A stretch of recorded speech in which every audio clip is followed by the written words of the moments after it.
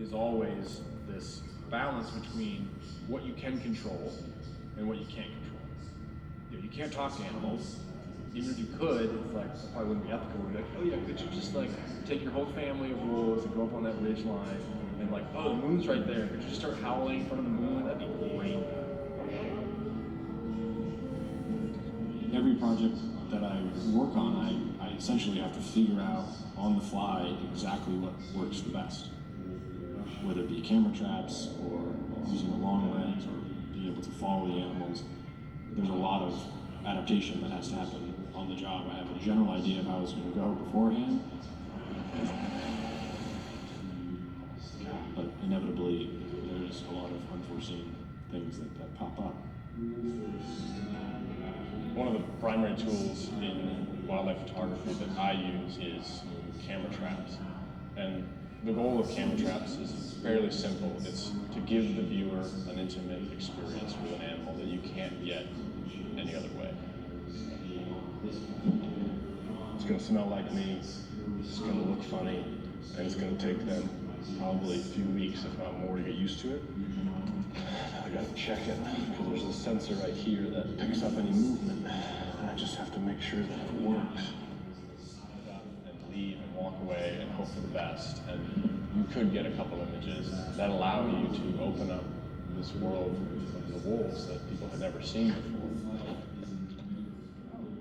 It's important to be adaptable to staying on the move, getting into position to try to control as much of the image as you can, background, lighting, position, all of these different elements that you try to do with the wildlife, but ultimately they are the ones that are driving how you move and what you do and what the images actually are. There's a lot of frustrating and failure moments on these projects, and it's important to try to stay focused. We gotta go. The ultimate goal of these projects is to pull people and get them emotionally invested in this story so that they ultimately care about it.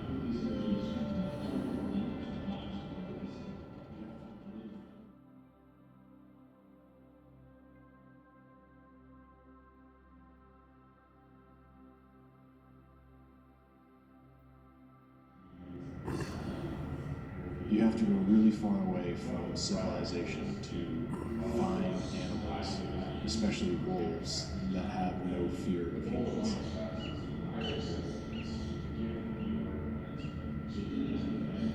It's this ability to go back in time in the high Arctic where wolves have this curiosity towards humans. They're indifferent, they're not afraid like they are in Yellowstone and other parts of the world. And so getting that access to them where they inspect you, decide that you're not a threat, and then move on, go about their day, is essentially the dream for trying to photograph and film wild animals. Super curious.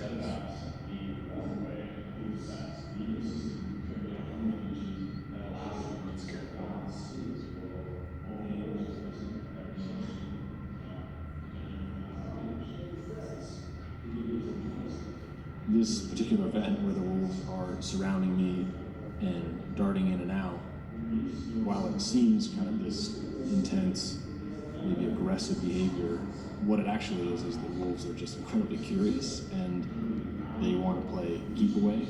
And so this would become a daily occurrence. They would do this every time I would rejoin the pack. Having the Polygon pack reach this stage of checking me out and then deciding that I was allowed to follow them was a major turning point in this project, in its ability to get access, get close, be around them, not have them be scared, and to start to better understand their day-to-day lives. Something I wasn't able to do in Yellowstone. I play a lot, but there is this element of their life that is literally life and death, and that is when they go hunting. When they're trying to take down an animal that can weigh 5 to 10 times their body weight, and they only have their teeth to do that. And it's this incredible game of chess, essentially, between the prey and the predator, and they're both trying to match each other's strengths and weaknesses.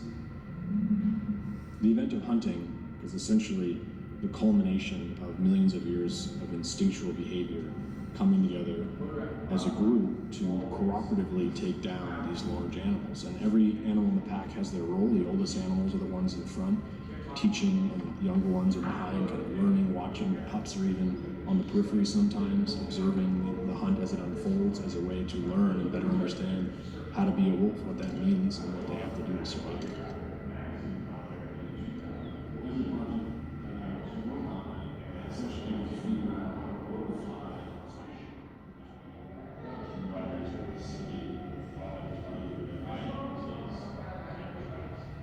The notion of wolves being good or bad is just a human construct. Where they live in the Arctic, they are a powerful and positive force for maintaining this balanced wilderness. They're in fact more complicated than what we learn about in fairy tales. Wolf life is in many ways very parallel to humans. They have empathy for each other, they worry about each other, and everything they do in life is for their family, for the pack.